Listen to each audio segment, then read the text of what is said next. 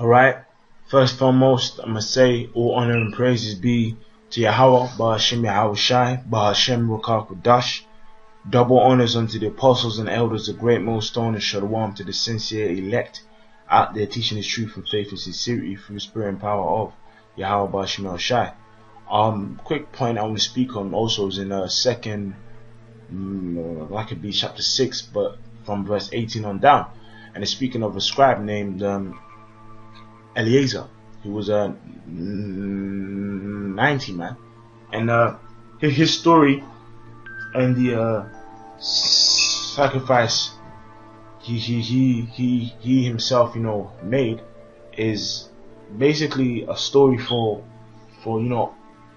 us, man, in this time period in which we will be encountered with the RFID chip, man, and the trials and tribulation that we will have to experience, right?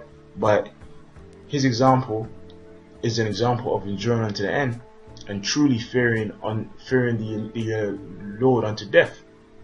Because spiritually, man, this man is most probably of the elect, and if he is of the elect, he's going to receive a crown. So we, on the path to attain that crown, have to have characteristics and integrity, which this man here exhibits. So with that I may read Romans 15:4. For whatsoever things were written aforetime were written for our learning, that we through patience and comfort of the scriptures might have hope. So all the stories in past times of prophecies and things of that sort, things of that nature in the Bible, was through the Spirit it was written for us unto this day here. All those stories, all the trials and tribulations that our forefathers experienced was really done for us in this time, man, because this is the last time period of destruction and persecution for the 12 tribes of Israel before we're established in the kingdom of heaven. So we need all them stories of faith, of perseverance, of sincerity, of prayer, of fasting, right, of endurance unto the end, unto sacrifice. We need all of that for this time, man. So stories as such as this is examples of that, right? Because that's essentially what's going to keep us strong at this time time that's about to come. Of course, as the scripture says there in Isaiah 33:6, it clearly states this. It clearly says, right, and wisdom and knowledge shall be the stability of thy times, and strength for salvation, the fear of the Lord. How about Shai is his treasure? That's right, because the Lord takes heed unto a person who has fear for it, right? And through that fear, he gets wisdom and knowledge, which is going to keep us stable in these times that's about to come. Because in the time that's about to come, as the scripture says in Daniel 12, it will be a time that has never been seen on the face of the earth. Right, so without further ado, I'm gonna go into the story of in 2 Maccabees 6:18. Keep it short and sweet. So it says, Eleazer, one of the principal scribes, and it's funny, his name is Eleazer, which means the Lord has helped, man, right? And spiritually, the story of Lazarus and a rich man applies unto us, being helped, in our poor state and persecution, and that same persecution being upon the rich man who is Esau, right? So it says, Eleazer, one of the principal scribes, an aged man and of a well-favored countenance, was constrained to open his mouth and to eat swine's flesh, but he choosing rather to die gloriously than to live stained with such an abomination, spit it forth, and came of his own accord to atonement. That's right. So he himself, man, right?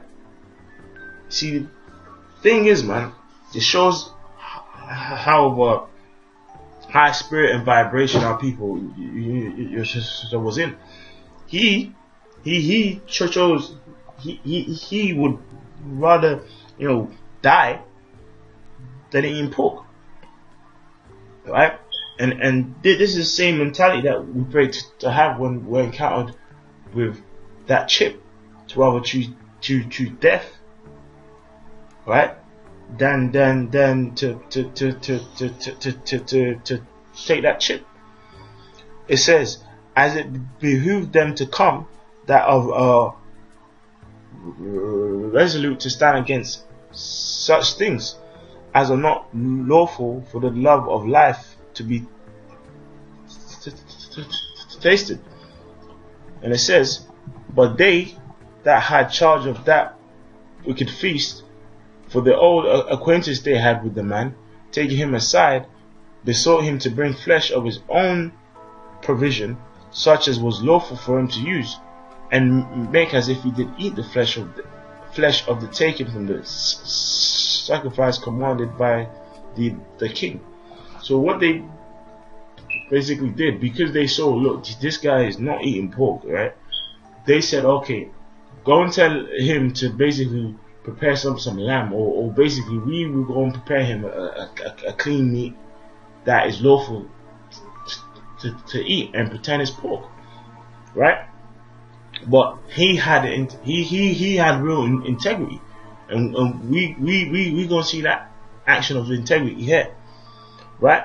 That in so doing it, he might be delivered from death, and for the old friendship with them find favor. So he had the option of being killed, or just eating pork, right? Or eating a clean meat, pretending it's pork, and being saved from death, right? And we're gonna see what he said. But he began to consider discreetly, as became his age, and the excellency of his ancient years, and the honor of his grey head, whereupon was come, and his most honest education from a child, or rather the Holy Lord made and given by Yahweh Shai. Therefore he answered accordingly, and willed them the straight ways to send him to the grave. For it becometh not our age, said he, in any wise to dissemble, whereby many young persons might think that Eleazer, being 80, were now gone to a strange religion, right? So it says, and so they through mine hypocrisy and desire to live a little time and moment longer, should be deceived by me, and I get a stayed to mine own age, right? And make it abominable. For though the present time I should be delivered from the punishment of men, yet I should not escape the almighty hand. Yet I should not escape the hand of the Almighty, neither alive nor dead. So he understood that by him compromising the spirit, he would cause much more Israelites to actually sin, right? And although he'd be fine for a certain a while, he can't escape destruction if that's what he actually did. And how we can spiritually apply this is that in the time of trouble, right, your time of pleasure could come if you take the chip. You know, your family and friends could all be preserved if you just take the chip, right? Yeah, just take the chip. That's wicked, man. That's a wicked thought to actually have. You're supposed to have a reflection on all the stories that we've read in the Maccabees, in Daniel's, right? In even the time period of Moses, right? he actually despised being called the son of Pharaoh. He actually despised being on a great throne, but he chose to suffer the affliction with his people. We have to be in that state of mind to endure the affliction that the Lord gives us, man. Because on this pathway to this great city that has deep water on this side and fire on this side, that path is the straight gate, man. That is the afflictions and persecutions that we have to experience in this truth and endure unto the end. Because if you don't endure unto the end on this path, you fall on the path and die in the path, and will slip into that fire or slip into that water. But we hope to be those men that, despite this fire on one side or the water on the left side, we remain straightway and focused and endure the trials and tribulations that we have to experience upon that path in order to obtain a place in that city, man. Right? So in this time of trouble, when we're faced with that chip, faith given from the Lord is going to give us that integrity to rather choose to die than to take the chip, which not all of us are gonna die, but you're supposed to have that mentality of enduring to the end, even if it may be death. It says, wherefore now, manfully changing this life, I will show myself such as one as mine age requireth, and leave a notable example to such as be young to die willingly and courageously for the honorable and holy Lord. So he said, look, right now I'm gonna gird up my loins, man, and I'm gonna leave Israel an example of what to be, to choosing to die courageously and willingly for the Lord.